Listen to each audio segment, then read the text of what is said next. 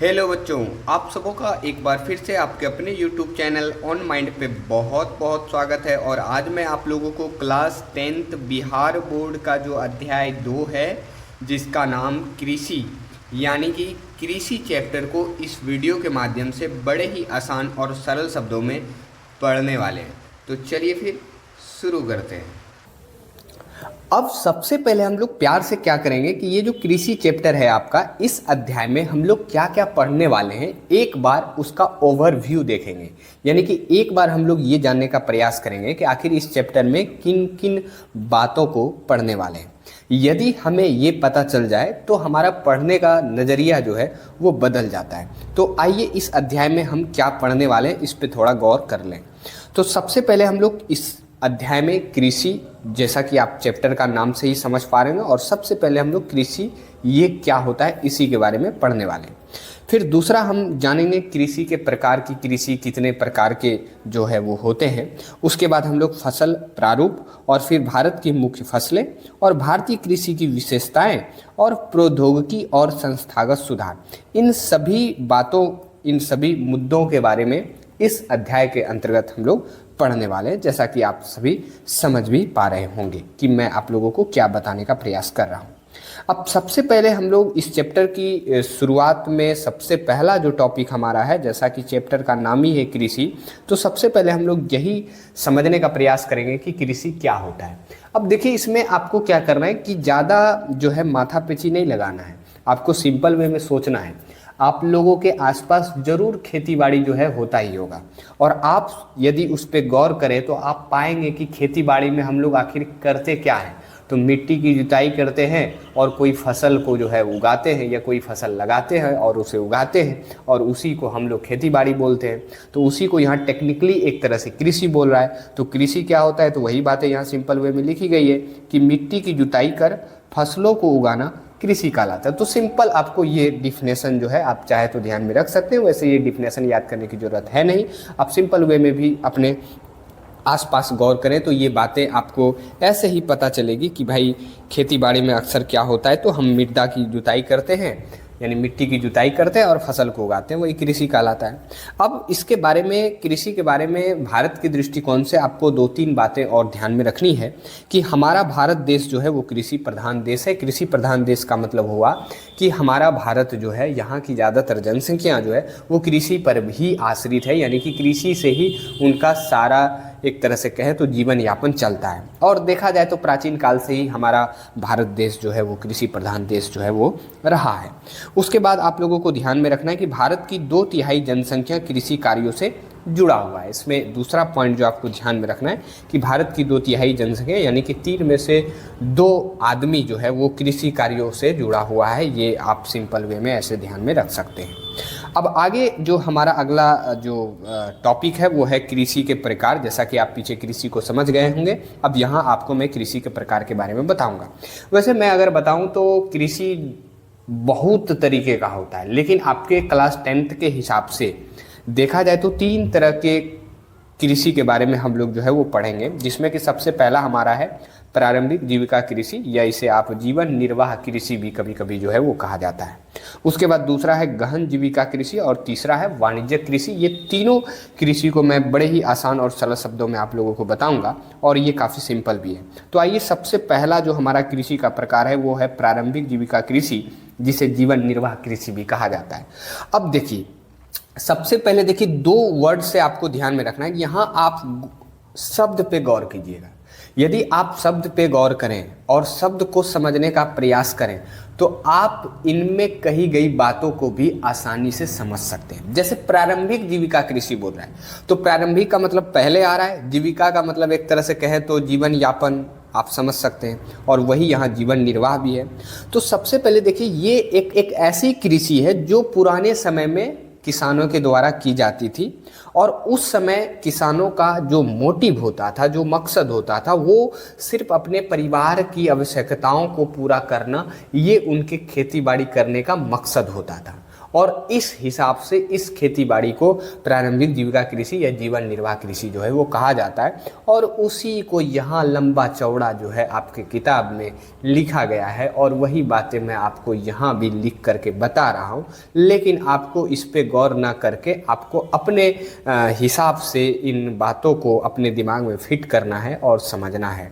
तो वही बातें अगर मैं पढ़ूँ तो जो किसान सिर्फ अपने परिवार की आवश्यकताओं को पूरा करने के लिए खेती करते हैं, इस प्रकार की खेती को जीवन निर्वाह कृषि कहते हैं। तो आप देख सकते हैं कि आपका जो मेन पॉइंट यहाँ है कि परिवार की आवश्यकताओं को पूरा करने के लिए ये खेती बाड़ी किया जाता है। अब आप जरा सोचिए कि यदि परिवार की सिर्फ आवश्यकताओं को पूरा करने के लिए ये खेती की जा रही है, तो क्या किसान के द्वारा बड़े भू क्षेत्र पे खेती की जाएगी, यानी कि बड़े ज़मीन पे खेती की जाएगी? स्वाभाविक सी बात है, नहीं। तो किसान इस तरह की खेती में ज़मीन के छोटे टुकड़ों पर खेती करते हैं। अब छोटे टुकड़ों पर खेती कर रहे हैं तो आप कॉमन सेंस लगा सकते हैं कि इसमें जो भी काम वगैरह किया जाएगा वो उनके घर के ही लोग होंगे, यानी कि उनके परिवार के ही सदस्य होंगे। इसलिए दूसरा आपको बात ध्यान में रखना है कि इस कृषि में पारिवारिक श्रम के द्वारा जो है खेतीबाड़ी की जाती है। ये सब बातें आपको ध्यान में रखनी है। अब पारिवारिक श्रम लग रहा है, छोटे भूमि पे की जा रही है, तो ये तो अनुमान आप लगा ही रहे होंगे कि इसमें उपज कम होगा और इसमें जो भी औजार का इस्तेमाल किया जाएगा वो भी निम्न स्तर का होगा और घर का होगा। तो वही बातें आगे आपको समझना है कि कृषि में निम्न स्तरीय औजार का उपयोग, यानी कि इस प्रकार की खेती में जो है निम्न स्तरीय औजार का उपयोग किया जाएगा और इस कृषि में कम उपज होगा। बस आपको इतना मोटा मोटा बात जो है ध्यान में रखना है प्रारंभिक जीविका कृषि के बारे में। शायद आप हमारी बातों को समझ भी पा रहे होंगे। अब देखिए, प्रारंभिक जीविका कृषि जो है, इस कृषि को पुराने समय में की जाती थी। आपको ध्यान देना है कि मैं आपको क्या समझाने का प्रयास कर रहा हूँ और यहाँ से क्वेश्चन किस प्रकार से पूछा जाता है और बड़े आसानी से इस प्रश्न का जवाब भी आप जो है वो देख सकते हैं। अब देखिए, पुराने समय में खेती की शुरुआत जब हुई उसी समय से इस प्रकार की खेती की जा रही है और उस समय ज़्यादातर जो हमारा पृथ्वी था वहाँ जंगल हुआ करता था। तो पुराने समय में जो खेती-बाड़ी की जाती थी तो वो जंगलों को साफ करके जो है वो खेती-बाड़ी किया जाता था। इसलिए प्रारंभिक जीविका जो ये कृषि है, जिसे आप जीवन निर्वाह कृषि भी बोलते हैं, इस जीवन निर्वाह कृषि को कर्तन दहन कृषि भी कहा जाता है। तो सबसे पहले आप लोगों ने जाना प्रारंभिक जीविका कृषि और प्रारंभिक जीविका कृषि यानी कि जिसे आप जीवन निर्वाह कृषि बोलते हैं, और इस जीवन निर्वाह कृषि को भी एक नाम दिया गया है कर्तन दहन कृषि। कर्तन दहन कृषि क्यों कहा जा रहा है? क्योंकि मैं आपको अभी बताऊंगा कि पुराने समय में जो खेतीबाड़ी होता था ना, वो जंगलों में होता था। लोग जंगलों में खेतीबाड़ी करते थे। तो जंगलों में क्या करते थे, पहले वो छोटे से ज़मीन को लेते थे और वहाँ जो भी पौधा होता था ना, तो पहले उसको काटता था। तो काटता था तो इसलिए इसको यहाँ आप देख सकते हैं कर्तन। कर्तन का मतलब होता है काटना। और फिर जो बच जाता था ना तो उसको जला दिया जाता था। दहन का मतलब होता है जलाना। और फिर ये लोग यहाँ जो है खेतीबाड़ी करते थे। इस हिसाब से इस खेती का नाम जो है कर्तन दहन कृषि भी है। यानी कि पुराने के समय में इसी तरह की खेतीबाड़ी होता था तो पुराने समय में इसका नाम कर्तन दहन कृषि था। और अभी फिलहाल फिर उसके बाद कुछ समय बाद इसको प्रारंभिक जीविका कृषि कहा जाने लगा। तो आपको ध्यान में रखना है कि जीवन निर्वाह कृषि को कर्तन दहन कृषि भी कहा जाता है। तो कर्तन दहन कृषि क्या है, अब आप समझ पा रहे होंगे, क्योंकि मैंने कर्तन दहन कृषि के बारे में सारी बातें आपको बता दी कि ये भाई कर्तन दहन कृषि क्यों है। क्योंकि यह एक आदिम प्रकार की कृषि, आपको बताया मैंने, पुराने समय में की जाती थी। पुराने समय यानी बहुत पुराना, जिस समय लोग जंगलों में रहा करता था, जिसको आप आदि मानव इस तरह से नाम से आप बोलते थे। इसलिए ये आदिम प्रकार की कृषि है जिसमें जमीन के छोटे टुकड़ों को काटकर एवं जलाकर, इसलिए तो काटकर है तो कर्तन, जलाकर यानी कि दहन कर, जलाकर साफ किया जाता था। फिर पुराने औजारों से जुताई करके फसल को उगाया जाता था। इस प्रकार की कृषि को कर्तन दहन कृषि कहा जाता है। तो आप समझ पा रहे होंगे कि कर्तन दहन कृषि क्या होता है। छोटा सा जगह लिया, वहाँ के झाड़ी वगैरह को काट करके साफ़ किया, नहीं साफ़ हुआ तो जला दिया, जलाने के बाद वो लोग खेती किया, खेती करके उसको उपजाया। फिर वहाँ पता चला कि कुछ एक दो बार खेती किया, ज़मीन जो है वो कमज़ोर पड़ गया, मिट्टी कमज़ोर पड़ गया, फसल हो नहीं रहा है, तो वो फिर दूसरे स्थान पे जाता है, यानी कि वहाँ का स्थान बदल लेता है, फिर दूसरे जगह का चुनाव करता है, फिर वहाँ भी वो उसी तरह से सेम प्रक्रिया अपनाता है कि पहले काट के हटाया, फिर जला के हटाया, फिर खेतीबाड़ी किया, फिर वहाँ कुछ दिन खेती गया, फिर आगे गया। तो इस तरह से आदिम लोग जो है इस तरह की खेती पहले के समय में करते थे। तो शायद आप समझ पा रहे हो कर्तन दहन कृषि ये क्या होता है। इस वजह से आप देखिएगा कि कर्तन दहन कृषि जो है ना, इसको स्थानांतरित कृषि भी कहा जाता है, क्योंकि यहाँ हमेशा जगह को जो है वो बदला जाता है।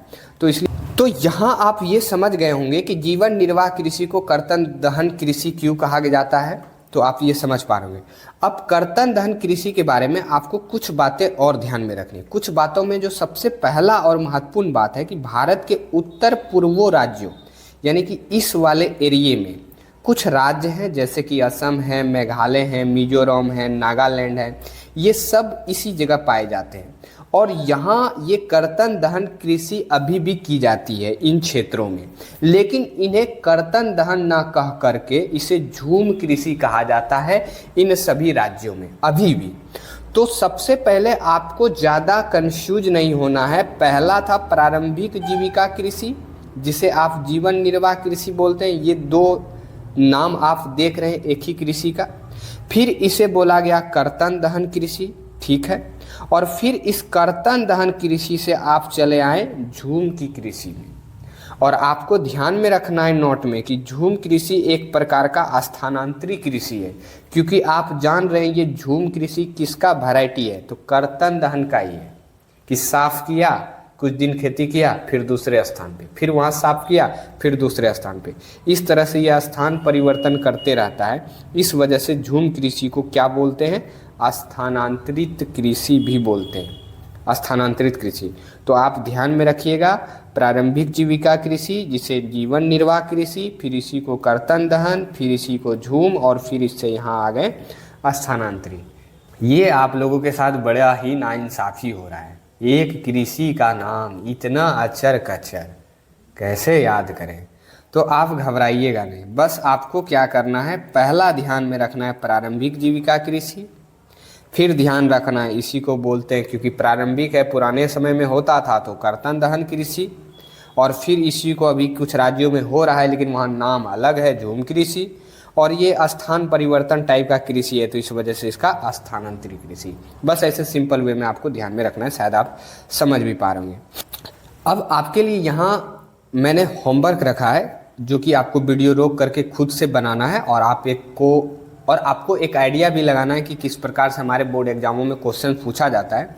जिसमें कि सबसे पहला क्वेश्चन है आपका कि कर्तन एवं दहन कृषि को अन्य किस नाम से जाना जाता है।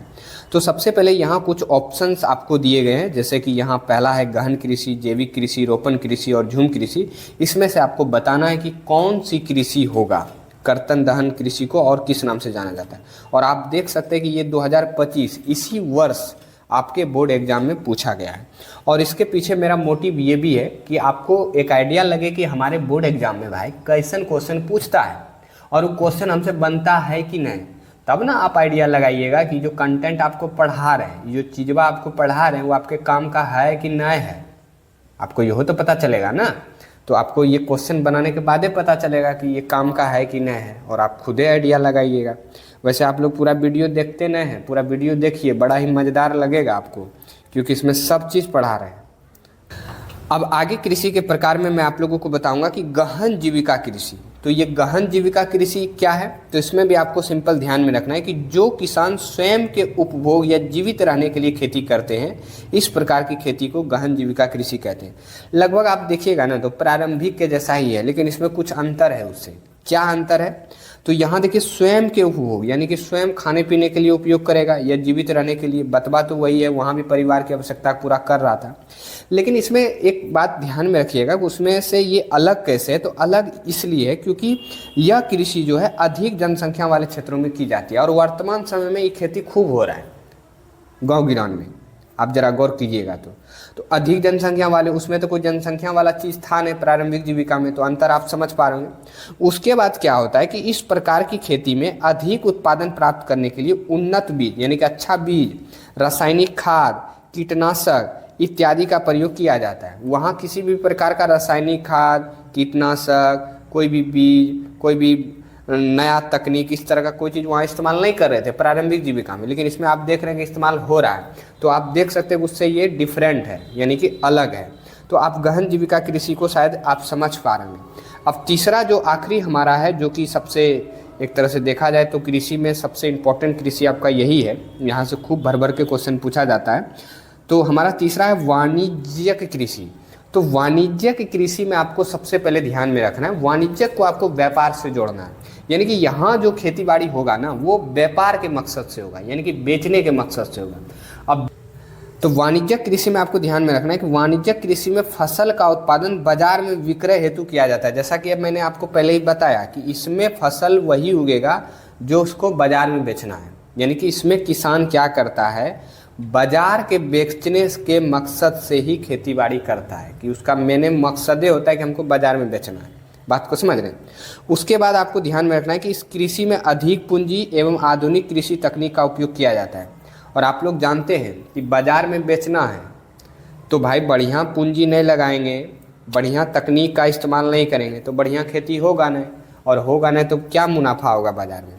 अब आप लोगों को ध्यान में रखना है कि आप देख सकते हैं कि इस तरह से बड़े क्षेत्र पे कोई फसल जो है वो इस प्रकार से लगाया जाता है ताकि किसान को ज़्यादा से ज़्यादा मुनाफा हो।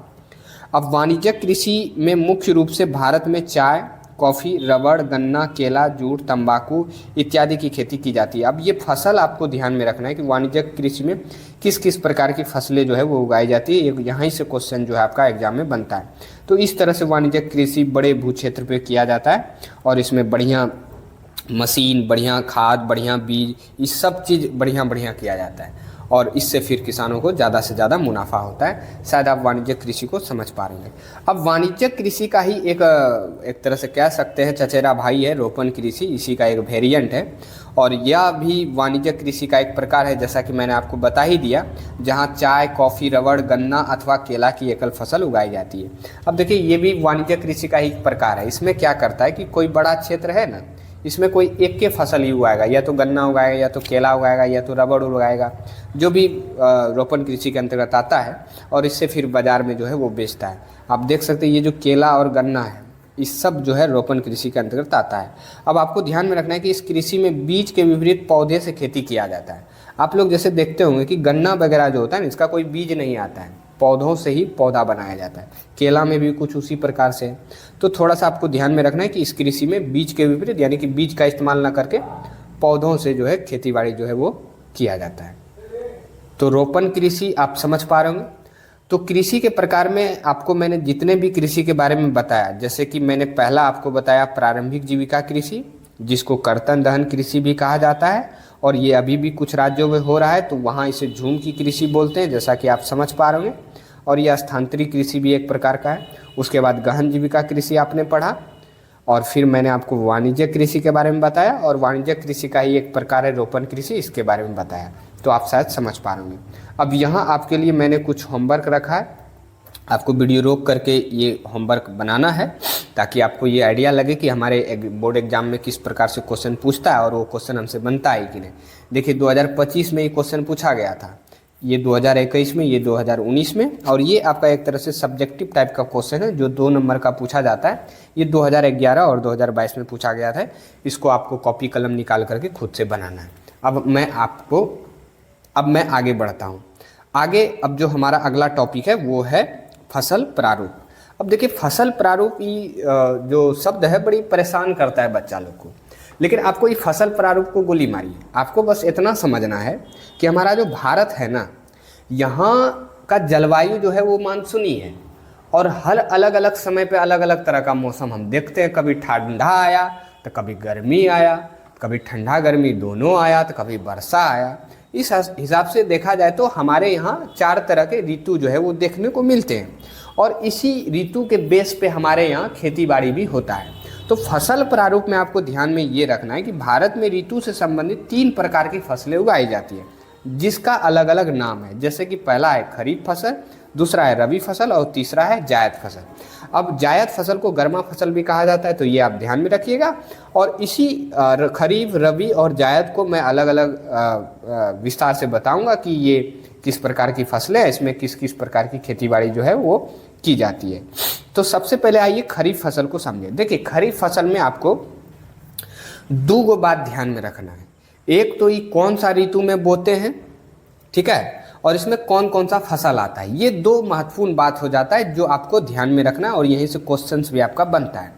तो सबसे पहले देखिए खरीफ फसल जो होता है उसे वर्षा ऋतु में उगाई जाने वाली जो फसल होती है, यानी कि वर्षा ऋतु में जो हम फसल को उगाते हैं वही खरीफ फसल होता है हमारा। अब खरीफ को वर्षा ऋतु में बो रहे हैं तो आप जानते हैं कि भारत में जो वर्षा का मौसम आता है वो जून से जुलाई के मध्य ही आता है। तो इसी समय इसको हम लोग बोते हैं यानी कि लगाते हैं।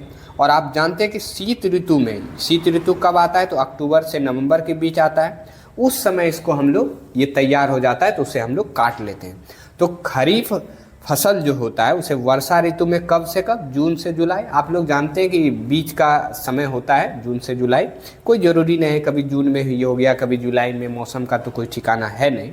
तो जिस हिसाब से मौसम आती है उस हिसाब से खेतीबाड़ी जो है लोग स्टार्ट करते हैं। तो एक लगभग में मान लिया है कि जून से जुलाई के मध्य भाई खेतीबाड़ी बो ही देता है किसान लोग। तो इसलिए जून से जुलाई के मध्य बोते हैं और शीत ऋतु में अक्टूबर से नवंबर के बीच काट लिया जाता है।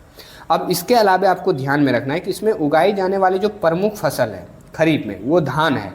इसके अलावा मक्का, सोयाबीन, कपास, जूट, मूंगफली, ज्वार, बाजरा इत्यादि ये सब खरीफ की फसलें हैं। तो वर्षा ऋतु में खरीफ की फसल को बोते हैं और इसमें कौन कौन सा फसल आता है तो चावल, मूंगफली, गन्ना, मूंग, ज्वार, बाजरा ये सब जो है आपका खरीफ फसल का ही उदाहरण है। तो इसे आप ध्यान में रखिएगा। अब इसके अलावा मैं बताऊं तो फसल प्रारूप में जो हमारा अगला फसल है वो है रबी फसल। तो इसको आपको ध्यान में रखना है कि शीत ऋतु में उगाई जाने वाली जो फसल होती है ठंडे के समय में शीत ऋतु में, उसे हम लोग रबी की फसल बोलते हैं। तो आप सभी जानते हैं कि रबी को शीत ऋतु में बोते हैं। तो शीत ऋतु अक्टूबर से नवंबर के बीच होता है तो इसी बीच इसको बोया जाता है। और एवं ग्रीष्म ऋतु जब गर्मी का मौसम आता है, गर्मी का मौसम कब आता है तो मार्च से अप्रैल के बीच आता है, इस समय इसको काट लिया जाता है। इसके अलावा मैं बताऊं तो रबी की प्रमुख फसल जो है वो आपका गेहूं है। इसके अलावा जौ, चना, मटर, मसूर, सरसों, अलसी, आलू इत्यादि ये सब जो है वो रबी की फसल ही है। आप यहाँ देख सकते हैं गेहूं, जौ, चना, मसूर, सरसों ये सब किसकी फसल है तो ये रबी की फसल है। तो आप इसको ध्यान में रख सकते हैं। अब इसके अलावा मैं आप लोगों को बताऊं तो जायद फसल हमारा जो है वो आखिरी फसल होता है। अब जायद फसल में आपको ध्यान में रखना है कि खरीफ और रबी फसल के बीच ग्रीष्म ऋतु में, यानी कि ये जो जायद फसल है ना ये खरीफ और रबी के बीच यानी कि ग्रीष्म यानी कि गर्मी के समय में ही इसको जो है इस फसल को उगाई जाती है, उसे हम लोग जायद फसल कहते हैं। अब इस फसल की बुआई जो होती है वो मार्च से अप्रैल के बीच आसपास हो जाती है और ये जल्द ही तैयार हो जाता है, मई जून से ये तैयार हो जाता है। अब जायद फसल में मुख्य रूप से सब्जियां खासकर खीरा, तरबूज, ककड़ी, खरबूजा, भिंडी, कद्दू इत्यादि महत्वपूर्ण फसलें उगाई जाती हैं। जैसा कि आप देख सकते हैं तरबूज, खरबूज, करेला, खीरा, ककड़ी ये सब आपका जायद फसल है और इसको भरपूर मात्रा में किसानों के द्वारा उगाया जाता है। अब इस पेज पे आपके लिए होमवर्क है। इस होमवर्क को आपको वीडियो रोक करके खुद से बनाना है ताकि आपको एक आइडिया लगे कि हमसे क्वेश्चन जो है वो बन रहा है कि नहीं। ये आप देख सकते हैं 2020-21 में पूछा गया है, ये आपका 2021-22 में, ये 2025 में, ये 2025 में और ये दो सब्जेक्टिव टाइप का क्वेश्चन जो कि 2023 और 2025 इस बार आपके बोर्ड एग्जाम में पूछा गया। और आप यहाँ से एक अनुमान लगाएं कि हमारा बोर्ड जो है एग्जाम में कहाँ से और किस तरीके से क्वेश्चन पूछता है, ताकि आप अपनी तैयारी जो है बेहतर कर सके और आपको ये अनुमान भी लगे। प्यारा जो टॉपिक है हमारा वो है भारत की मुख्य फसलें। तो सबसे पहले हम लोग यहाँ समझेंगे कि भारत की कौन कौन सी मुख्य फसलें हैं। तो सबसे पहले मैं आप लोगों को बता दूं कि भारत की मुख्य फसलों में खाद्य फसल है, मिलेट फसल है, दलहन फसल है, तिलहन फसल है, पेय फसल है और रेशेदार फसल है। यानी कि इन सभी फसलों के बारे में हम आगे एक एक करके विस्तार से पढ़ने वाले हैं, तो शायद आप हमारी बातों को समझ पा रहे होंगे। तो सबसे पहले हम लोग यहाँ से शुरुआत करेंगे भारत की मुख्य फसलों में और सबसे पहले हम लोग खाद्य फसल को पढ़ेंगे। तो सबसे पहले हम लोग यही समझेंगे कि भाई खाद्य फसल क्या होता है। तो जैसा कि आप नाम से समझ पा रहे होंगे खाद्य फसलें वे फसलें होती हैं जो मानव उपभोग के लिए उगाई जाती है। मानव उपभोग का मतलब होता है यानी कि भोजन के मकसद से उगाया जाता हो, उसे हम खाद्य फसल कहते हैं। जैसे कि चावल, गेहूं, ये प्रमुख खाद्य फसलें हैं, क्योंकि आप लोग जानते हैं कि इसे खाने के तौर पे बहुत ज़्यादा मात्रा में किसानों के द्वारा उगाया जाता है, ये आप देख सकते हैं। अब इसमें सबसे पहले जो चावल है, और मैं आप लोगों को बता दूं कि खाद्य फसलों में जैसे कि ये चावल गेहूं आया, अब इस चावल गेहूं के बारे में डिटेल में हम लोगों को पढ़ना है, क्योंकि यहाँ अंदर से क्वेश्चन जो है पूछा जाता है। और सबसे पहले हम लोग चावल के बारे में पढ़ेंगे। तो सबसे पहले चावल में, यह भारत की प्रमुख खाद्य फसल है। ये आपको चावल के बारे में पहले बात जो है वो ध्यान में रखना है कि खाद्य फसलों में प्रमुख खाद्य फसल कौन सा है, तो वो चावल ही है। और चावल एक उष्ण आर्द्र, जिसे आप गर्म और नम समझ सकते हैं। उष्ण का मतलब गर्म होता है और आर्द्र का मतलब नम होता है, जलवायु वाला पौधा है। यानी कि ये जो चावल का पौधा है ये उष्ण आर्द्र जलवायु वाला पौधा है। तो आपसे यदि क्वेश्चन पूछा जाए कि चावल किस प्रकार की जलवायु वाला पौधा है, तो आपको ध्यान में रखना है कि उष्ण आर्द्र जलवायु वाला पौधा है। और जो पहला पॉइंट था कि यह भारत की प्रमुख फसलें हैं, तो आप लोग जानते हैं कि इसे खाने के तौर पे बड़े पैमाने पे उगाया जाता है, तो इसलिए चावल जो है वो प्रमुख खाद्य फसल होता है। और आप सबों का चावल हो सकता है प्रिय भोजन भी हो, क्योंकि आप बिहार, यूपी, झारखंड, इन सभी राज्यों में देखते होंगे कि दिन के समय में लोगों का ज़्यादातर जो भोजन होता है वो चावल ही होता है। तो आप समझ पा रहे होंगे। अब ये जो चावल है इसके बारे में क्वेश्चन पूछा जाता है कि इनकी भौगोलिक दशाओं के बारे में अक्सर क्वेश्चन पूछा जाता है कि इसकी खेती किन किन भौगोलिक दशाओं में जो है वो अच्छी होती है। तो सबसे पहले हम लोग यहाँ जानेंगे कि चावल की खेती के लिए भौगोलिक दशाएं किस प्रकार की होनी चाहिए। तो सबसे पहले इसमें आपको ध्यान में रखना है कि चावल की खेती के लिए जलोढ़ मिट्टी जो है वो सबसे अच्छी मानी जाती है। तो पहला आपको मिट्टी के बारे में ध्यान में रखना है। और दूसरा उच्च तापमान, यानी कि चावल को अधिक तापमान जो है वो चाहिए होता है। और तीसरा अधिक वर्षा, यानी कि चावल को जो है वर्षा भी अधिक चाहिए होता है। जैसा कि आप समझ पा रहे होंगे कि वर्षा के दिनों में चावल की खेतीबाड़ी जो है होती है और उस समय बड़ी मात्रा में वर्षा जो है वो होती है और चावल के लिए अच्छा होता है। तो आप ये शायद समझ पा रहे होंगे। और चौथा पॉइंट जो है वो है समतल भूमि, यानी कि चावल की खेती के लिए समतल भूमि जो है वो अच्छी मानी जाती है। अब आपको यहाँ एक चीज़ गौर करना है, जो मैं बताने जा रहा हूँ उसको आप बड़े ध्यान से सुनिएगा। देखिए ये 5 या ये अक्सर आपके एग्जाम में 4 नंबर का क्वेश्चन जो है वो पूछा जाएगा ऐसा कि चावल की खेती के लिए भौगोलिक दशाओं का आप वर्णन करें। तो इसमें आप ध्यान में रखिएगा 4 चीज़ें। एक, आपको मिट्टी जो है थोड़ा याद करके आपको रखना है कि भाई इस फसल के लिए ये मिट्टी जो है अच्छी होती है। बाकी आप थोड़ा सा सेंस लगाएंगे तो उच्च तापमान, क्योंकि गर्मी के दिनों में चावल की खेतीबाड़ी होती है तो इसे उच्च तापमान जो है इसके लिए अच्छा होता है। बाकी वर्षा भी उस समय बहुत ज़्यादा होती है।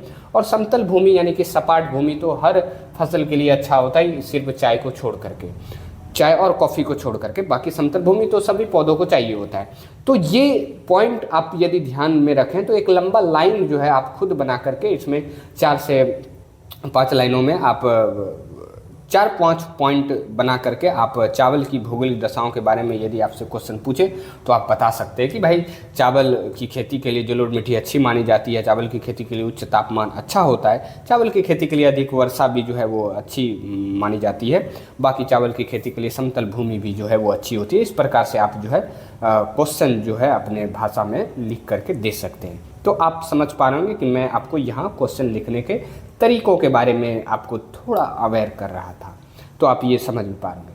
अब इसके अलावा आपको ध्यान में रखना है कि चावल के उत्पादन में अग्रणी देश, अग्रणी का मतलब भाई 1 नंबर, यानी कि सबसे आगे चावल के उत्पादन में कौन सा देश है। तो आप ध्यान में रखिएगा, आपका ये जो भारत है इसके पड़ोसी देश से बगल में ही एक चाइना है, वहीं चावल का उत्पादन सबसे ज़्यादा होता है, तो ये 1 नंबर पे है। बाकी दूसरे नंबर पे हमारा जो है वो भारत है। और भारत में यदि बात करें तो पश्चिम बंगाल 1 नंबर पे और दूसरे नंबर पे उत्तर प्रदेश है। तो ये 2 राज्य भी आपको ध्यान में रखना है भारत के संदर्भ में कि भाई भारत के संदर्भ में चावल की खेती जो है यानी कि उत्पादन जो है वो सबसे अधिक कहाँ होता है, तो पश्चिम बंगाल में होता है और दूसरा उत्तर प्रदेश होता है। तो ये आप ध्यान में रखिएगा। बाकी आगे यदि हम भारत की मुख्य फसलों में बात करें तो खाद्य फसलों में हमने चावल के बारे में विस्तार से जाना कि कैसे। अब चावल के बारे में जानने के बाद हम प्रमुख जो दूसरी खाद्य फसल गेहूं है इसके बारे में बात करेंगे, यानी कि इसके बारे में हम लोग अब यहाँ से बातें जो है वो जानेंगे।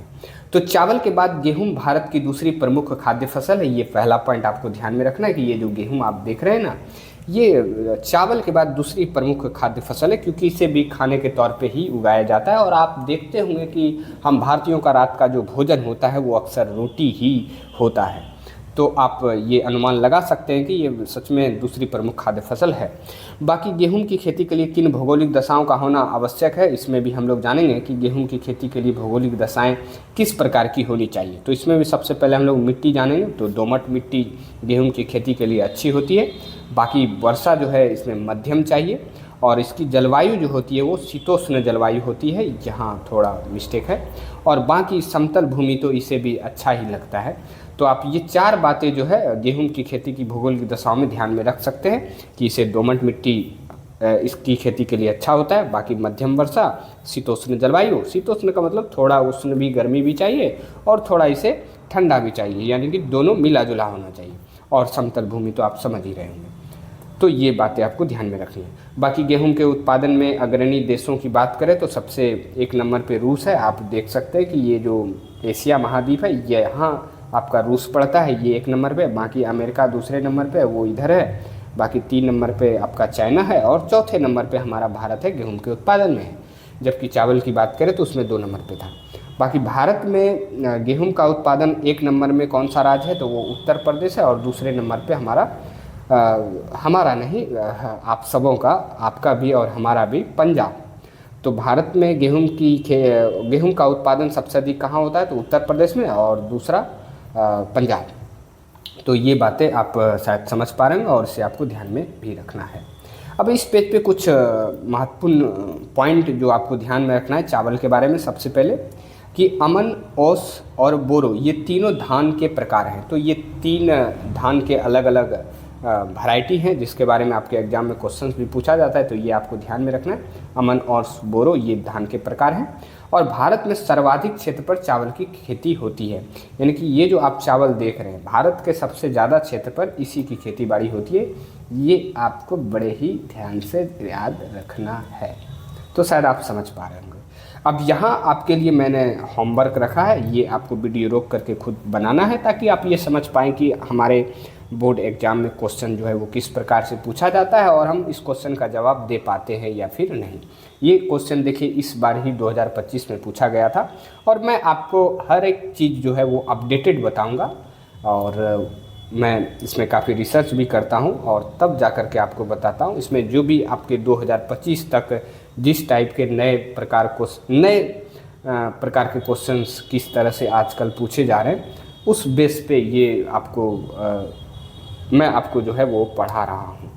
तो आप इसे ध्यान से बनाइएगा और आप हमारे ऊपर जो है एक विश्वास भी कर सकते हैं। और ये आपको मैं विश्वास भी दिलाऊंगा कि आप हमारे वीडियो को अंत तक ज़रूर देखें। और ज़रूर यदि आप इस वीडियो को अंत तक देखते हैं, आपको कृषि से शायद ही कोई वैसा क्वेश्चन होगा जो आपसे छूटेगा। अब दूसरा क्वेश्चन देखिए आप 2018 में पूछा गया है और तीसरा 2021 में, और एक सब्जेक्टिव टाइप का क्वेश्चन है 2016 में इस क्वेश्चन को पूछा गया था आपके बोर्ड एग्जाम में। तो इसे आपको खुद बनाना है, आप देख सकते हैं। अब मैं भारत की मुख्य फसलों में आगे बात करूं तो हमारा जो अगला फसल है वो है मिलेट फसल। जैसा कि आप नाम से ही समझ पा रहे होंगे कि मोटे अनाज को मिलेट फसल कहा जाता है, यानी कि मोटे अनाज जो होते हैं, जैसे कि आप यहाँ देख सकते हैं कुछ मोटे अनाज आपको शायद दिख रहे होंगे, ये मिलेट फसल ही है। इसमें आपका जैसे कि ज्वार, बाजरा, रागी, मक्का ये प्रमुख मोटे अनाज हैं। यहाँ आप देख सकते हैं ये है मक्का आपका।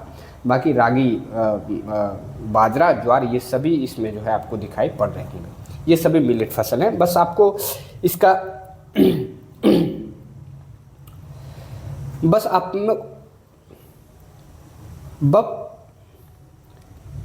आपको इसमें कौन कौन सी फसलें आ रही है उस पर ज़रा ध्यान से गौर करना है। वहीं से क्वेश्चंस भी जो है आपके बोर्ड एग्जाम में पूछा भी जाता है। बाकी डिटेल में इसको हम लोग नहीं पढ़ेंगे। बाकी तीसरा जो हमारा है वो है दलहन फसल। आप समझ पा रहे होंगे नाम से ही दलहन यानी दाल इसमें आएगा।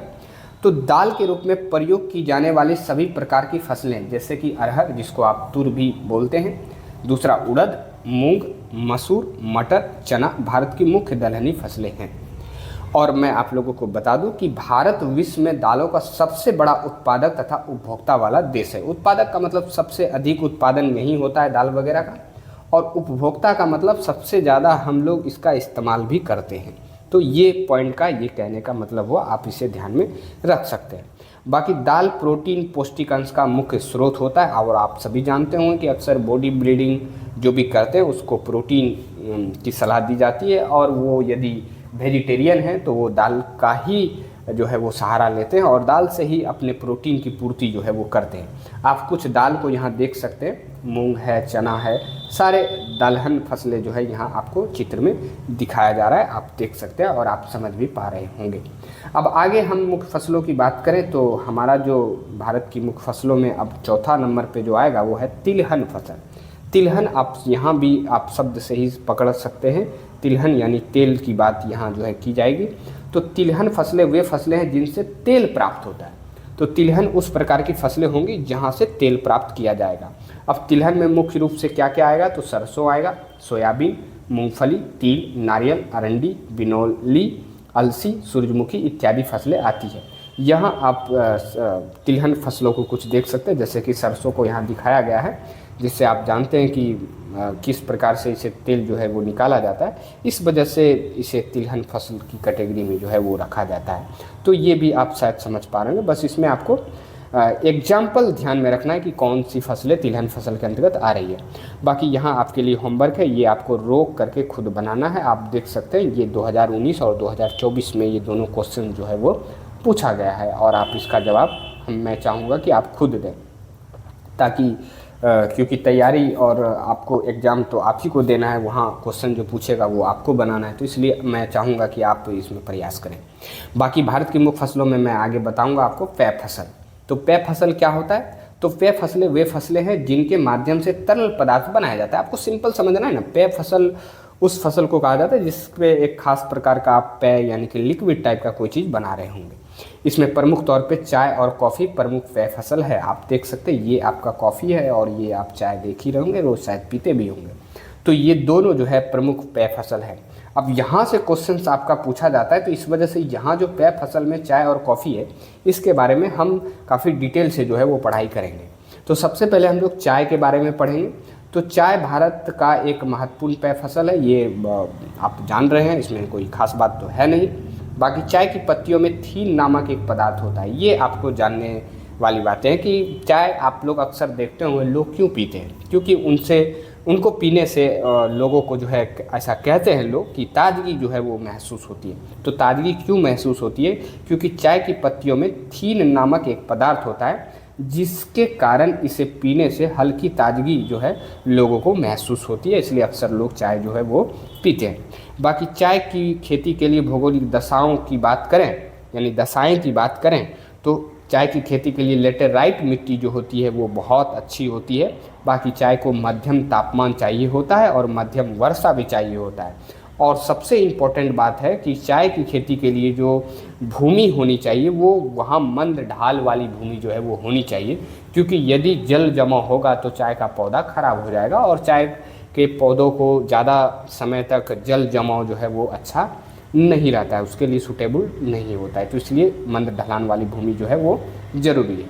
तो आप शायद सभी बातें चाय के बारे में समझ पा रहे होंगे। अब चाय के उत्पादन की बात करें तो चाय के उत्पादन में जो अग्रणी देश है, यानी कि सबसे आगे जो देश है वो है चीन, और ये भारत के पड़ोसी देश इस जगह जो है वो पड़ते हैं। बाकी दूसरे नंबर पे हमारा भारत है, और भारत में असम जो है वो चाय के उत्पादन में 1 नंबर पे है, और बाकी दूसरे नंबर पे पश्चिम बंगाल है। और पश्चिम बंगाल में एक दार्जिलिंग जगह है, यहाँ चाय जो है ना, वाह, यहाँ का चाय क्या ही बताएं, बहुत फेमस है, और यहाँ खूब मात्रा में चाय का उत्पादन जो है अच्छे किस्म का जो है वो की जाती है। तो पश्चिम बंगाल में ये दार्जिलिंग जगह आपको जो है वो ध्यान में रखना है, और आप शायद सभी बातें समझ पा रहे होंगे। अब पेय फसलों में हम लोग जो अगला फसल पढ़ेंगे वो हमारा कॉफ़ी होगा, क्योंकि कॉफ़ी के बारे में अब हम लोग जानेंगे। तो चाय के तरह ही कॉफ़ी एक पेय फसल है, तो ये आप समझ पा रहे हो। कॉफ़ी में ये थोड़ा छूट गया है, आप ध्यान में रखिएगा। बाकी कॉफ़ी की 3 प्रमुख किस्में हैं, एक आपका अरेबिका है, दूसरा लिबेरिका है, और तीसरा आपका रोबस्ता है। यानी कि एक तरह से बताऊं ना मैं आपको, तो कॉफ़ी का ये वैरायटी है तीनों, अरेबिका, लिबेरिका और रोबस्टा। और इसमें सबसे जो अच्छा किस्म का कॉफ़ी है वो है अरेबिका, जिसके बारे में मैं आगे आपको बताऊंगा कि भारत में सबसे उत्तम किस्म की कॉफ़ी अरेबिका को अधिक मात्रा में उगाया जाता है। इस कॉफ़ी की पूरे विश्व में अधिक मांग है। यानी कि ये जो अरेबिका है ना, सॉरी, ये अरेबिका बहुत अच्छा किस्म का कॉफ़ी है और ये भारत में बड़ी मात्रा में उगाया जाता है और इस कॉफ़ी की पूरे दुनिया में अधिक मांग है। और मैं आप लोगों को बता दूं कि भारत में सबसे अधिक कॉफ़ी का उत्पादन जो है वो कर्नाटक में किया जाता है। तो ये आप ध्यान में रखिएगा। ये कॉफ़ी का बीज है, ये इस तरह से पौधा होता है और ये आप इस तरह से देख सकते हैं। बाकी कॉफ़ी की खेती के लिए भौगोलिक दशाएं की बात करें तो इसके लिए दोमट मिट्टी जो है वो अच्छी होती है। बाकी गर्म एवं आर्द्र जलवायु इसके लिए अच्छा होता है। बाकी मध्यम तापमान और अच्छी ढलान वाली भूमि जो है इसके लिए भी अच्छी होती है। ये चार बातें जो है आपको भौगोलिक दशाओं में कॉफ़ी के बारे में ध्यान में रखना है और शायद आप समझ भी पा रहे होंगे। अब देखिए, पेय फसलों में एक और फसल आता है जो कि इसके बारे में कभी कभार क्वेश्चन पूछा जाता है, तो इसलिए मैं चाहूँगा कि इसे आप ज़रूर ध्यान में रखें। ये गन्ना है। तो गन्ना आप लोगों ने ज़रूर इसका रस या इसे ज़रूर खाया होगा। तो सबसे पहले गन्ना के बारे में मैं आपको बताऊंगा कि यह बांस की प्रजाति का एक पौधा है। तो बांस आपने आप गांव वगैरह में देखते होंगे कि वो इस तरह से ही, एक तरह से गन्ने के पौधे के जैसा ही होता है, बस थोड़ा मोटा होता है। तो कहा जाता है कि यह गन्ना जो है ये बांस की प्रजाति का पौधा है और भारत को गन्ने की जन्मभूमि कहा जाता है। यानी कि गन्ना की जो पौधा होता है वो यही जो है पहली बार जो है जन्मा होगा, फिर अलग अलग जगहों पे गया होगा। तो भारत को गन्ने की जन्मभूमि कहा जाता है। बाकी गन्ने की खेती के लिए भौगोलिक दशाएं जो है वो दोमट मिट्टी इसके लिए अच्छा होता है, मध्यम वर्षा चाहिए और मध्यम से उच्च तापमान चाहिए और समतल भूमि चाहिए। तो ये चार बातें गन्ने की खेती के लिए आपको ध्यान में रखना है कि किस तरह की भौगोलिक दशाएं इसके लिए अच्छा होता है। तो दोमट मिट्टी, मध्यम वर्षा, मध्यम से उच्च तापमान और समतल भूमि। तो आप शायद समझ पा रहे होंगे। अब गन्ने के उत्पादन में अग्रणी देश की बात करें तो गन्ने के उत्पादन में जो एक नंबर पे है वो है ब्राज़ील। ये आप देख सकते हैं, यहाँ आपका दक्षिण अमेरिका में पड़ेगा, ये ब्राज़ील है। और दूसरे नंबर पे हमारा भारत है गन्ने के उत्पादन में। और भारत में सबसे पहले नंबर पे कौन है तो उत्तर प्रदेश है और दूसरे नंबर पे महाराष्ट्र है। अब इसके बाद यहाँ जो मैं आपको एक पॉइंट बताऊँगा ना, ये आपको बहुत ध्यान से याद रखना है क्योंकि यहाँ से क्वेश्चन भी पूछा जाता है और बच्चों को कन्फ्यूजन भी बहुत होता है। तो सबसे पहले पार्ट 1 यदि आप देखे होंगे तो वहाँ मैंने आपको बताया कि चाय, कॉफ़ी, गन्ना रोपण फसल के अंतर्गत आता है जिसे व्यापारिक फसल कहते हैं। ये आप पार्ट 1 में ही कृषि के प्रकार में जाने होंगे, मैं वहाँ आपको बताया था। और व्यापार की दृष्टिकोण से उगाई जाने वाली फसल को नगदी फसल भी कहा जाता है। आप देख रहे हैं ना किस तरह से आगे कनेक्शन बन रहा है। तो ध्यान रखना है कि ये तीनों नगदी फसल के अंतर्गत भी आता है। यानी कि ये जो पेय फसल आप चाय, कॉफ़ी और गन्ना को देख रहे हैं, ये रोपण फसल भी है, ये व्यापारिक फसल भी है और ये नगदी फसल भी है। तो ये तीनों आपको ध्यान में रखना है। बात को आप समझ रहे हैं ना, यहाँ से क्वेश्चन पूछता है और आगे शायद हो सकता है कि होमवर्क में ये क्वेश्चंस भी मैंने दिया है और आप देख सकते हैं कि यहाँ 2025 में ही इस टॉपिक से क्वेश्चंस जो है वो पूछा गया है और 2023 में, और ये एक सब्जेक्टिव टाइप का क्वेश्चन है। ये आपको वीडियो रोक करके खुद से बनाना है ताकि आपकी तैयारी जो है हमारे माध्यम से बेहतर हो। अब भारत की मुख्य फसलों में जो अगला फसल है हमारा वो है रेशेदार फसल। तो रेशेदार फसलें वे फसलें हैं जिनसे रेशे प्राप्त होते हैं। रेशे यानी आप सिंपल समझिएगा धागा। और इसमें जो फसल आता है वो कपास और जूट आता है। ये आप देख सकते हैं, ये जूट का रस्सी है, आप अपने घरों में देखते होंगे। ये कपास का पौधा है आपका। अब इसमें सबसे पहले कपास के बारे में हम थोड़ा डिटेल से पढ़ेंगे क्योंकि यहाँ से भी क्वेश्चन अंदर से पूछा जाता है। तो आपको ध्यान में रखना है कि कपास सूती वस्त्र उद्योग के लिए यह कच्चा माल प्रदान करता है। तो सबसे पहले सूती वस्त्र उद्योग जो होता है वहाँ कच्चा माल के तौर पे जो इस्तेमाल किया जाता है वो कपास ही किया जाता है। कपास से ही धागा बनाया जाता है, फिर अलग अलग तरीके का अलग अलग तरह के कपड़े को जो है वो बनाया जाता है फैक्ट्री वगैरह में। अब आगे कपास की खेती के लिए जो भौगोलिक दशाएं हैं वो काली मिट्टी इसके लिए सबसे अच्छा होता है। ये आप ध्यान में रखिएगा कि कपास की खेती के लिए कौन सी मिट्टी। तो आप इसमें जुगाड़ भी लगा सकते हैं कि कौ से कपास कौ से काली मिट्टी, इस तरह से याद रख सकते हैं। बाकी उच्च तापमान और हल्की वर्षा जो है इसके लिए बहुत अच्छा होता है। और यहाँ से आपका एक क्वेश्चन जो है काफ़ी बार एग्जाम में पूछा जाता है कि कपास की खेती के लिए, कपास की खेती में महाराष्ट्र क्यों प्रसिद्ध है। तो मैं आपको बताऊं कि कपास की खेती के लिए आप जाने कि काली मिट्टी सबसे अच्छी होती है, और काली मिट्टी महाराष्ट्र में बहुत ज़्यादा है, बड़े क्षेत्र पे। तो इस वजह से कपास की खेती वहाँ ज़्यादा पैमाने पे होता है, तो इसलिए वो प्रसिद्ध है। तो इस प्रकार से आप सब्जेक्टिव टाइप के क्वेश्चंस को बड़े ही आसानी से जो है वो बना सकते हैं, यदि आप अपने दिमाग को थोड़ा सा जो है, यदि आप थोड़ा इसके बारे में अपने से विचार करें तो। अब कपास के उत्पादन में अग्रणी देश जो है, तो ये 1 नंबर पे अपना भारत ही है। ये जो कपास है ना, इसके उत्पादन में अपना भारत ही 1 नंबर पे है, और 1 नंबर पे यहाँ आप देख सकते हैं महाराष्ट्र है। तो क्यों अभी बताया मैंने, क्योंकि यहाँ काली मिट्टी ज़्यादा है। बाकी दूसरे नंबर पे गुजरात है और तीसरे नंबर पे मध्य प्रदेश है। तो ये आप ध्यान में रखिएगा। बाकी रेशेदार फसलों में आपको मैं आगे जूट के बारे में बताऊंगा, और जूट को पटसन भी बोला जाता है, तो ये आप ध्यान में रखिएगा।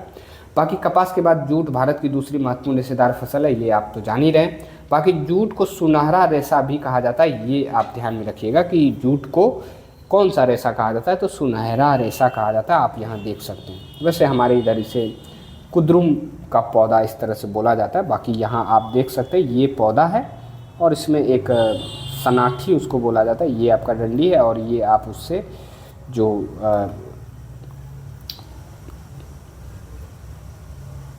इसके ऊपर जो स्किन आप देख सकते हैं, इसको सन बोला जाता है। तो ये आप तीनों यहाँ जो है वो देख सकते हैं। बाकी जूट की खेती के लिए भौगोलिक दशाएं की बात करें तो जलोढ़ मिट्टी इसके लिए अच्छी होती है, उच्च तापमान इसके लिए अच्छा होता है, और अधिक वर्षा इसके लिए अच्छा होता है, और बाकी समतल भूमि इसके लिए अच्छा होता है। तो ये 4 बातें इनकी भौगोलिक दशाएं के बारे में आपको ध्यान में रखना है। आप शायद समझ पा रहे होंगे। अब जूट के बारे में और आपको क्या ध्यान में रखना है, तो सबसे पहले ये ध्यान में रखना है कि भाई जूट के उत्पादन में अग्रणी देश कौन है, यानी कि 1 नंबर पे कौन है। तो जिस प्रकार से कपास में भारत 1 नंबर पे था, तो जूट में भी हमारा भारत ही 1 नंबर पे है। और भारत में पश्चिम बंगाल जो है वो 1 नंबर पे है, पश्चिम बंगाल राज्य जो है वो 1 नंबर पे, और बिहार आप देख सकते हैं हमारा बिहार जो है वो दूसरे स्थान पे है जूट के उत्पादन में। तो ये भी आप ध्यान में रखिएगा, हो सकता है यहाँ से क्वेश्चन पूछा जा सकता है। अब मुख्य फसलों को पढ़ लेने के बाद जो हमारा अगला टॉपिक आता है, आप देख लिए कि किस तरह से भारत की कौन कौन सी मुख्य फसलें थी, यानी कि इन सभी फसलों को भारत में उगाया जाता है। इसके बावजूद अब यहाँ हम लोग समझेंगे कि भाई भारत में कुछ तो खास बात है खेतीबाड़ी के मामले में, और आप पार्ट 1 में जान भी चुके हैं कि हमारा भारत जो है वो कृषि प्रधान देश है। तो हम यहाँ जानेंगे कि भारतीय कृषि की विशेषताएं क्या है। ये कभी कभार आपसे 4 नंबर का पूछा गया है और आगे पूछ भी सकता है। तो क्या विशेषता, आप ज़रा खुद से गौर कीजिए। तो पहला विशेषता है कि भारत में कृषि की विविधता है। तो आपको सबसे पहले समझना है कि भारत में कृषि की विविधता है। विविधता का मतलब होता है अलग अलग होना, यानी कि भारत में जो है अलग अलग प्रकार की फसलें उगाई जाती है अलग अलग मौसम में, आप जैसा कि जानते हैं। तो भारत में कृषि की विविधता है जिसमें अलग अलग प्रकार की फसलें उगाई जाती है, और पहला विशेषता यही है। दूसरा विशेषता क्या है कि भारत में कृषि मौसमी है। मौसमी का मतलब मौसम पे ये डिपेंड है, जिसमें फसलें मौसम के अनुसार उगाई जाती है। इसलिए तो आप देखें पार्ट 1 में देखे होंगे कि ऋतु के हिसाब से यहाँ खेती बाड़ी होता है, क्योंकि यहाँ की जलवायु जो है वो मानसूनी है, अलग अलग समय पे अलग अलग मौसम आता है, और उस मौसम के हिसाब से किसान जो है खेतीबाड़ी अलग अलग तरीके के करते हैं। बाकी दूसरा आपको ध्यान में रखना है कि भारत में ज़्यादातर किसान छोटे खेतों पर कृषि करते हैं, यानी कि भारत के जो किसान होते हैं ना, उनके पास छोटा भूमि होता है और उसी पे वो खेती करते हैं, और ये भारतीय कृषि की विशेषताएँ हैं। तो ये आप ध्यान में रखिएगा। बाकी चौथा, भारत के किसान अभी भी कृषि में परंपरागत तरीके को अपनाते हैं। परंपरागत तरीके का मतलब जो छोटे मोटे औजार होते हैं ना, यहाँ आप देख सकते हैं कि हल से ये लोग जुताई कर लेते हैं, जैसा कि पीछे से ही हल वगैरह से खेतों को जोतते आया है। तो ये परंपरागत तरीकों को अपनाते हैं भारतीय किसान अभी भी, और सब सिस्टम जो इनका होता है वो लगभग पुराना होता है। बाकी आजकल आप देख सकते हैं कि भारतीय कृषि में आधुनिकीकरण की प्रक्रिया चल रही है जिसमें नई तकनीकों का उपयोग किया जा रहा है। और आज के समय में खेतीबाड़ी जो है थोड़ा आधुनिक हो गया है, यानी थोड़ा नया हो गया है। और यहाँ हम कई सारे तकनीकों यानी कि मशीनों का उपयोग आज हम कर भी रहे हैं। और आप देख सकते हैं कि आज हम ट्रैक्टर से जो है खेतों की जुताई करते हैं, खेतों को तैयार करते हैं और कई सारे अच्छे नए किस्म के खाद, उर्वरक, कीटनाशक इन सबों का प्रयोग भी करते हैं। तो ये पांचों जो है भारतीय कृषि की विशेषताएं हैं और आप इन सभी बातों को समझ भी पा रहे होंगे। अब आप देख रहे हैं कि भाई भारतीय कृषि की ये विशेषता भाई है, और ये विशेषता ऐसे थोड़ी है, इसमें बहुत सारा प्रयास जो है हमारे भारत के सरकारों और भारतीय लोगों के द्वारा किया गया होगा। तो अब यहाँ से हम लोग क्या जानेंगे कि प्रौद्योगिकी और संस्थागत सुधार यानी कि ऐसी कौन सी तकनीकें लाई गई। प्रौद्योगिकी का मतलब आप तकनीक समझिएगा, और संस्थागत का मतलब ऐसे कौन कौन से प्रयास किए गए जिनसे खेतीबाड़ी में आज हमारे यहाँ इतना सुधार जो है वो देखने को मिलता है। तो सबसे पहले आपको ध्यान में रखना है कि प्रथम पंचवर्षीय योजना 1951 में शुरू की गई थी, जिसमें भूमि सुधार मुख्य लक्ष्य था। यानी कि प्रथम पंचवर्षीय योजना 1951 में जो है भूमि सुधार को मुख्य लक्ष्य जो है वो रखा गया था सरकार की ओर से। बाकी आगे मैं बताऊं कि इसके अलावा 1960 और 1970 के दशकों में सरकार ने कई प्रकार की कृषि सुधारों की शुरुआत की, जिसमें हरित क्रांति तथा श्वेत क्रांति प्रमुख है। यहाँ से आपका इम्पोर्टेंट जो है बात आपको ध्यान में रखना है कि 1960 और 1970 यानी कि इन 10 वर्षों में, इसलिए तो दशक बोल रहा है, कृषि सुधारों में कई नई नई चीज़ें हुई, और इसमें सबसे बड़ा जो नया चीज़ हुआ वो हरित क्रांति और श्वेत क्रांति है। तो अब आप लोग सोच रहे होंगे कि ये हरित क्रांति और श्वेत क्रांति क्या है। तो आइए सबसे पहले हम लोग हरित क्रांति को समझते हैं। तो हरित क्रांति क्या है? तो हरित क्रांति कुछ नहीं है। हरित क्रांति की शुरुआत 1960 के दशक में हुई, ये आप पहले ध्यान में रखिएगा। और भारत में हरित क्रांति के जनक जो है वो MS स्वामीनाथन है, यानी कि MS स्वामीनाथन को कहा जाता है। इन्होंने ही पहली बार भारत में हरित क्रांति को लाया, और इस क्रांति का जो मुख्य उद्देश्य था वो कृषि उपज को बढ़ाना था। क्योंकि आप यदि गौर करेंगे ना तो 1960 दशक में हमारे भारत की जनसंख्या बढ़ रही थी और खेतीबाड़ी में कोई सुधार दिख नहीं रहा था, और भोजन सबों को चाहिए। तो इसी समय में MS स्वामीनाथन आए और उन्होंने कृषि में एक क्रांति लाई, जिसमें कम क्षेत्र में और कम लागत में बेहतर कृषि और ज़्यादा उत्पादकता यानी कि ज़्यादा अनाज को उगाया जाए, ताकि हमारी जो जनसंख्या बढ़ी हुई है उन सबों तक जो है भोजन जो है वो पहुंच पाए। बाकी हरित क्रांति की शुरुआत गेहूं के फसल से किया गया था, यानी कि पहला प्रयोग जो है गेहूं में किया गया था हरित क्रांति का। अब हरित क्रांति की प्रमुख विशेषताओं के बारे में मैं आपको बताऊं तो इसमें अधिक उत्पादन क्षमता वाले बीजों का प्रयोग किया गया। देखिए हरित क्रांति आप सिंपल ध्यान में रखिएगा कि इसमें इस क्रांति के माध्यम से ना नए तकनीक, नए बीज, नए खाद, इस सब का प्रयोग करके ज़्यादा मात्रा में उत्पादन करना था, ये इसका मेन मकसद था। बाकी दूसरी विशेषता बताऊं तो आधुनिक मशीनों का प्रयोग, मतलब नए नए मशीन का प्रयोग जो है इसमें किया गया था, और अच्छी गुणवत्ता वाले खाद और कीटनाशकों का प्रयोग जो है वो किया गया। तो हरित क्रांति की ये प्रमुख विशेषताएं आप जरूर ध्यान में रखिएगा। तो ये सभी विशेषताएं थी। उसके बाद यदि श्वेत क्रांति के बारे में मैं अगर बताऊं तो इसे सबसे पहले आपको ध्यान में रखिएगा, ऑपरेशन फ्लड अंग्रेजी में इसे कहा जाता है। तो श्वेत क्रांति की शुरुआत दूध के उत्पादन को बढ़ाने के लिए हुई। जिस प्रकार से हरित क्रांति में खेतीबाड़ी को बढ़ाना था, तो यहाँ श्वेत क्रांति में दूध के उत्पादन को बढ़ाना था। और आपको शायद हो सकता है पता हो या ना हो, भारत 1 नंबर पे है दूध उत्पादन में। उसके अलावा श्वेत क्रांति में पशुओं की नसों में सुधार के लिए आधुनिक तकनीक का प्रयोग किया गया। यानी कि ये जो आप पशु देख रहे हैं इसके नसों में सुधार किया गया, यानी कि नस्लों में एक नया तरीके का नस्ल जो है वो तैयार किया गया आधुनिक तकनीक के द्वारा, जिसमें गाय वगैरह जो है ज़्यादा मात्रा में दूध जो है वो देने लगा। बाकी श्वेत क्रांति के जो जनक थे वो थे वर्गीय कुरियन। ये आप देख सकते हैं वर्गीय कुरियन है, इन्होंने ही श्वेत क्रांति जो है भारत में लाया, जिसमें दूध के क्षेत्र में एक बड़ी क्रांति देखी गई और ज़्यादा मात्रा में दूध का उत्पादन जो है वो किया जाने लगा भारत में। अब इसके अलावा प्रौद्योगिकी और संस्थागत सुधार में आप देखिएगा एक खाद्य सुरक्षा है, जिसे अंग्रेजी में बफर स्टॉक कहा जाता है। तो ये बफर स्टॉक कुछ नहीं है, आप यहाँ देख सकते हैं खाद्य सुरक्षा नाम से ही है, यानी कि इसमें अनाज को सुरक्षित जो है वो रखा जाता है ताकि ज़रूरत के हिसाब से इसे फिर लोगों को जो है वो दिया जाए, और ये प्रयास जो है सरकार करते हैं। तो समाज के हर वर्ग को खाद्य सुरक्षा प्रदान करने के लिए सरकार ने एक राष्ट्रीय खाद्य सुरक्षा तंत्र का निर्माण किया, जिसे बफर स्टॉक कहा जाता है। तो सरकार जो है ना, खाद्य को सुरक्षित रखने के लिए एक तंत्र बनाया, जिसे आप राष्ट्रीय खाद्य सुरक्षा तंत्र भी कह सकते हैं। इसका निर्माण करके और इस जगह जो है अनाज को जो है सुरक्षित रखा जाने लगा, और इसी का नाम है बफर स्टॉक।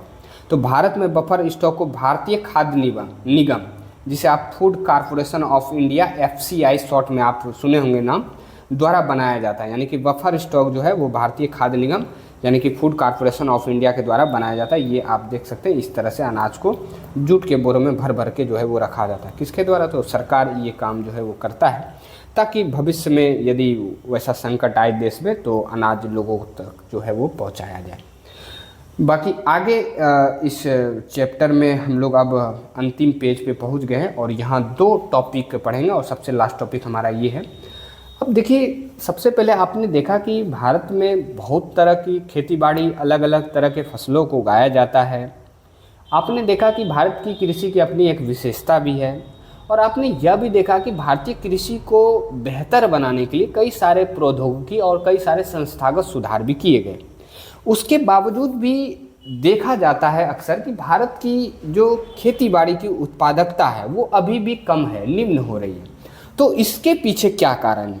तो भारतीय कृषि की निम्न उत्पादकता के पीछे क्या कारण है, तो उसके बारे में यहाँ जानेंगे। तो सबसे पहले इसके पीछे सबसे बड़ा जो कारण है वो है मिट्टी की गुणवत्ता में कमी। यानी कि हमारा जो मिट्टी है ना, उसकी क्वालिटी जो है वो धीरे धीरे खत्म होते जा रही है, और इस वजह से हमारे यहाँ उत्पादकता जो है वो कम हो रहा है।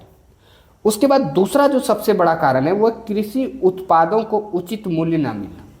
यानी कि किसान खेती बाड़ी बड़े मेहनत से करते हैं और अच्छी फसल को भी उगाते हैं, लेकिन उनको उसके हिसाब से उचित मूल्य नहीं मिलता है। जितना वो लागत लगाते हैं उसके हिसाब से उनको पैसा मिलता नहीं। इस वजह से उनका मन थोड़ा छोटा होता है और वो खेती बाड़ी करना नहीं चाहते, जिससे उत्पादकता जो है वो कम होती है। आप शायद समझ पा रहे हैं। उसके बाद घटता कृषि भूमि क्षेत्र। आप देख रहे हैं कि अभी किस तरह से बहुत सारे फैक्ट्री लगाए जा रहे हैं, मकान उठाए जा रहे हैं, रोड बन रहा है।